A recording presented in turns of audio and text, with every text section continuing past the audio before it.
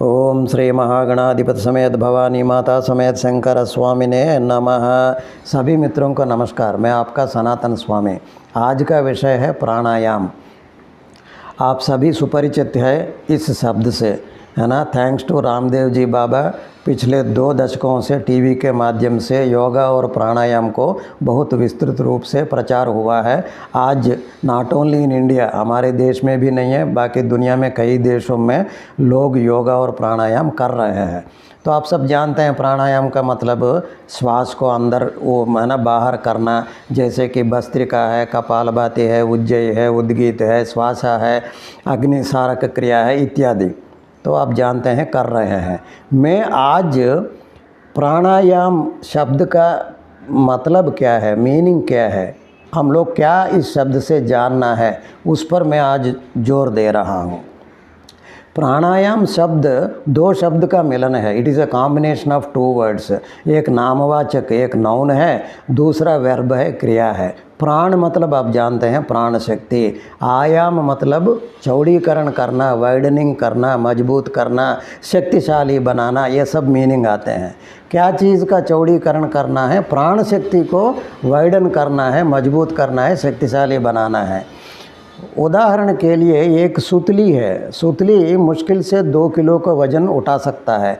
वहीं सुतलियों का वहीं धागों से अगर इतना मोटा रस्सी अगर बनाएं, है ना, तो उस रस्सी पकड़ के कोई भी एक बंदा है ऊपर से नीचे उतर सकता है, या नीचे से 40-50 फुट ऊपर चढ़ भी सकते हैं। क्यों? मजबूत है। वहीं धागाओं को और मोटा करने से मजबूती आ गया है। गली के रास्ते में जो है एक कार और एक दूसरे स्कूटर आना जाने में दिक्कत हो, लेकिन उसी गली के रास्ते को 2-2 मीटर दोनों तरफ चौड़ा करके बड़े रास्ता बना दिया तो कई गाड़ियां आराम से चल सकते हैं। उसी तरह हम लोग प्राणायाम में क्या कर रहे हैं? प्राणायाम में ज़्यादा से ज़्यादा एयर को अंदर ले रहे हैं और बाहर फूंक रहे हैं।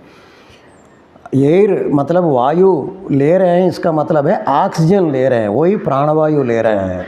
तो विंड पाइप और फेफड़े हमारे लंग्स को मजबूत कर रहे हैं ताकि ज़्यादा से ज़्यादा प्राण शक्ति को एब्जॉर्ब करें। क्योंकि प्राण शक्ति आधार है ना हमारे पंचेंद्रिय, जैसे कि आँख है, कान है, नाक है, जीभ है, चर्म है, ये सभी का अपने अपने गुण में काम करने का जो पीछे है ना ऑक्सीजन ही तो है, प्राण शक्ति तो है।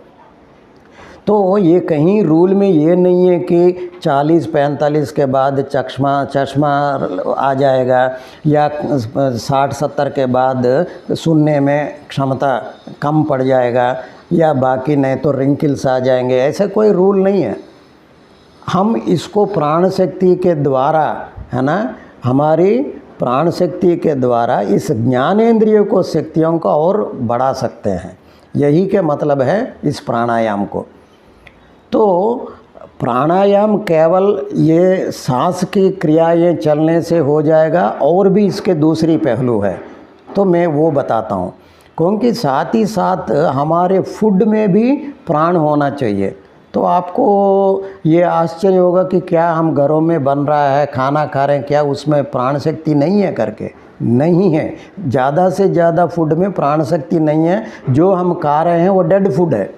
मैं एक एग्ज़ाम्पल देता हूँ।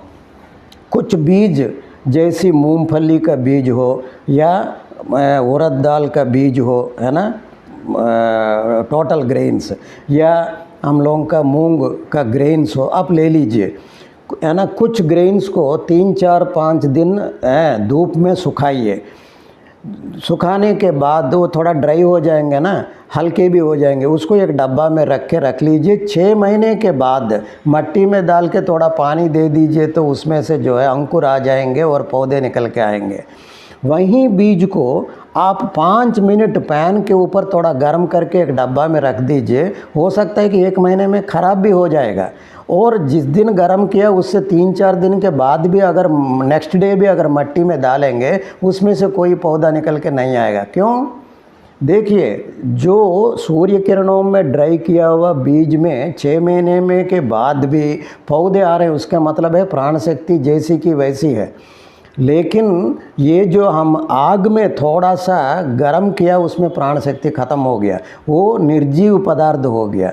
उसी तरह हमारे फूड का भी वही हो रहा है। हम फूड कितने तरह के लेते हैं, dry, fry, boiled, baked, chemical preserved या रेफ्रिजरेटेड, इतने तरह के फूड लेते हैं और फर्मेंटेड। इसमें सूर्य किरणों में ड्राई किया और बाहर जो फर्मेंटेशन किया वो दोनों सेहत के लिए ठीक है। बाकी सब है ना, बाकी सब जैसे कि फ्राई किया हुआ, बॉयल किया हुआ, आग में सेंका हुआ और रेफ्रिजरेटेड किया हुआ, उसमें प्राण शक्ति ख़त्म हो जाता है। जब प्राण शक्ति ख़त्म हो गया, वो पदार्थ लेने से क्या होता है, हमारे जितने प्राण शक्ति अंदर है वो भी घट जाता है। इसीलिए हम लोग घरों में जो बनते आ रहे हैं, हम खाते जा रहे हैं, उसमें धीरे धीरे धीरे प्राण शक्ति घटा के 40-50 में एक एक हमारे ज्ञानेंद्रिय जैसे आँख, कान, जीभ, नाक और चर्म अपने अपने शक्तिहीन होते जा रहे हैं। तो आप बोलेंगे कि फिर बचाने की क्या रास्ता है? सिंपल सी रास्ता है, जिसमें प्राण शक्ति है उसके सेवन बढ़ाइए, कम से कम 50% कीजिए। जैसे कि स्प्राउट्स खाइए, फल खाइए, पत्ते खाइए, सलाड्स खाइए, ड्राई फ्रूट्स खाइए, क्योंकि इसमें प्राण शक्ति निद्राण व्यवस्था में है, लेकिन बिल्कुल जैसे कि वैसे सेव करके रखा हुआ है, सुरक्षित है। वो खाने से जो है हमारी प्राण शक्ति बढ़ जाएगा।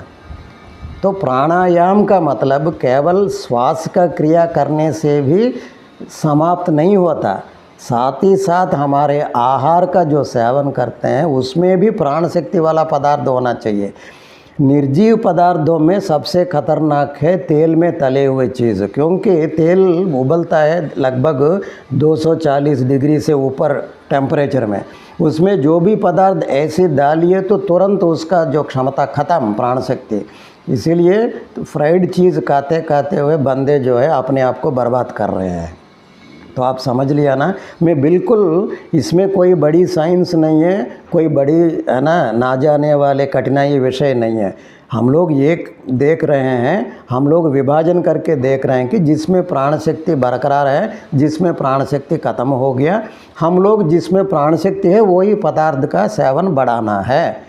तब प्राणायाम संपूर्ण होगा। हमारा श्वास क्रिया एवं हमारे आहार का पदार्थ दोनों जाके हमारा प्राण शक्ति जब तक स्थिर है या बढ़ते जा रहे हैं तब तक आपको दृष्टि कमज़ोर नहीं होगा, आपके श्रवण शक्ति कम नहीं होगा, आपके नाक, आपके जीभ और आपके चर्म सब तंदुरुस्त रहेंगे जैसे कि 40 साल में।